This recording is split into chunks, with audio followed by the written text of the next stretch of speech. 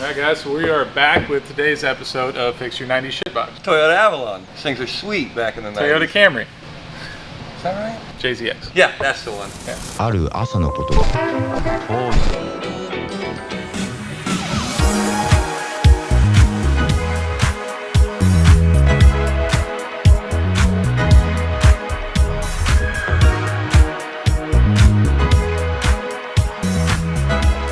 So today's episode we are going to install all of our rear arms. We have our Serial 9 camber arm, traction arm, and tow arm. So these are going to be pretty straightforward. Remove the bolts, remove your old bolts, put in the new stuff. Take out old crusty. Cool thing about Serial 9 is they give you all of these stickers, and I can assure you that every single one of these is going to go somewhere in this or on this car. It's up to Chris to find them. It's going to be fun. I mean, who doesn't like stickers? And they add horsepower. You want to take a look? Come here if you go. Look, we're putting them in places that you would never think to find them. Hey, here's a nice simple one. This one, however, you're never going to find it, so. Not even gonna show them. Don't even show them.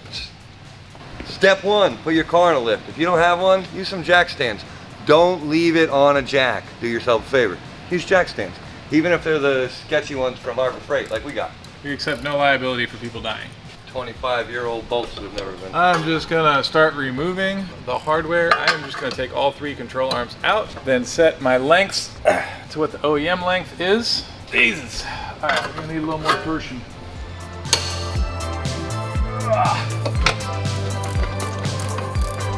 They will be tight.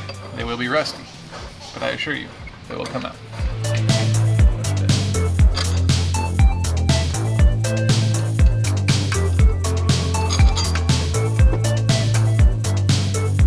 Now this is much easier to access once you have this control arm out of the way, because you're going to want to hit that with a hammer. The collar that your little taper is pressed into, not the threads themselves. So they actually give you like a little raised spot right here by the looks of it that you can just give her the old.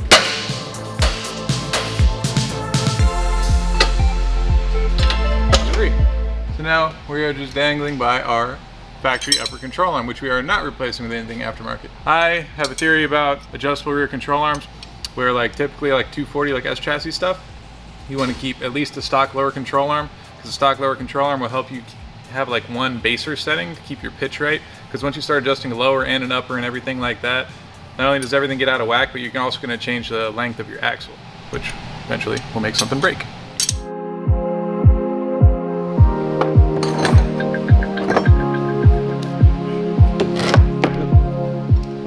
Easiest way to kind of get a base setting when you reinstall everything is just extend these to where your two holes on your OEM control arms line up. So I stick the bolt in there, so that goes through both arms. And now I can make my adjustments, look through this bolt hole until I see, there we are. This one here is going to be your camber arm. It also has a pickup point for a rear sway bar. The non-turbo models do not have sway bars, but if you did have it, you got a spot for it. So typically with these types of adjustable arms, you're going to want an eccentric lockout, but from my understanding, nobody makes one for this, so we are just going to reuse our eccentrics, and we're going to put them at our furthermost inward position, so that way it won't have any room to shift, whereas if it's like that and you hit something, then it's going to have a tendency to want to shift over that way. So just max it out one direction or the other. Now we will reassemble our arms in the reverse order that we remove them, because again, this arm is going to be much easier to install and remove without this arm in the way. Work our way from there. Camber arm is now in place. Just make sure you tighten your bolts. And then the arm that goes from here to there is going to be your traction arm, and then this arm here will be your tow arm. The one with the ball joint is going to be your tow arm. Pretty close to the same. It's not going to be exact, but again, we're going to an alignment rack after this, so at least help keep everything in place. Same story with the eccentric. We're going to want to put it in some position that's going to be able to stay in its lockout position.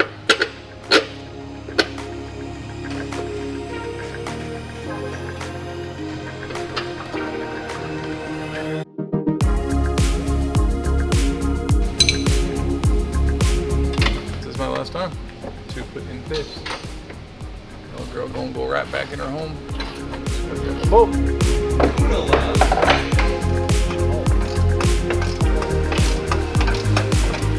Alright, as you can see, we have installed the control arms, the camber arms. What are the other ones we got? Traction arm. I tried to leave this in his hands, but we can't. Traction arm, traction arm, tow arm, camber arm. Okay, I just missed the toe All arm. those guys. Yeah, I had 2 out of 3. It's not that bad. Don't put your dirty mitts on that, just wipe those down. Like, subscribe, comment, leave him a mean one. So, installing all the Serial 9 arms in the rear was really easy, and we didn't realize how soon we got it done. So we got plenty of time left in the day, so we're gonna just install some coilovers while we're at it back here. It's literally 3 bolts on the top and then 1 big bolt on the bottom. So I'm gonna go put those in real quick.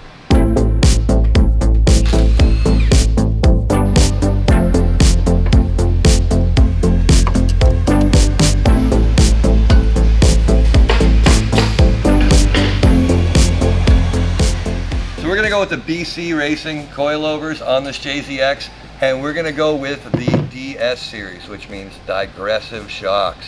So these ones will actually help you feel the road a little bit more. The driver feedback is there for you. They come with they come with a scratch. They come with the Swift springs in them, so you can order these without Swift from BC. Swift, the only difference is they actually test theirs on a spring dyno to make sure that there's only about 3% margin of error between all of the shocks that you're getting on the car. So they're one of the very few spring companies that will give you the actual rating for it. So if these are 10K shocks, it's going to get 10K. So these springs are actually put together there at BC, so everything is built there, which is really sweet. So some of the cool things about the BC coilovers is they have 1,100 different applications. So that means 99% chance if you got a car, they build some coilovers for it.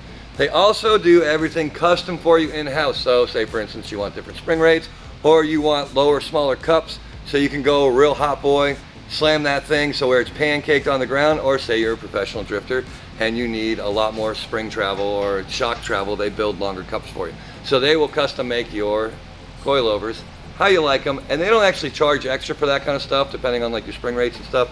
The Swift springs you do pay extra for, but the rest of it's all offered at no added charge to the customer, which is really sweet. So the last one I'm going to talk about right now is the BC BR series. So those are your everyday Johns that you're going to throw on your car. Like if you're just going to slam it to the ground, or you just want something better, you blew out your shocks, you got to buy new ones.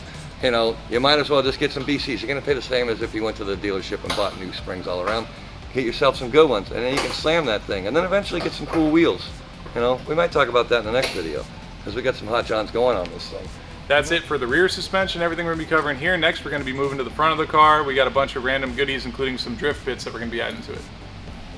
I'm excited.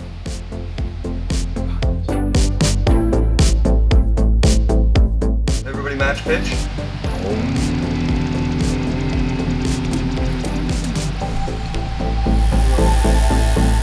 Stop.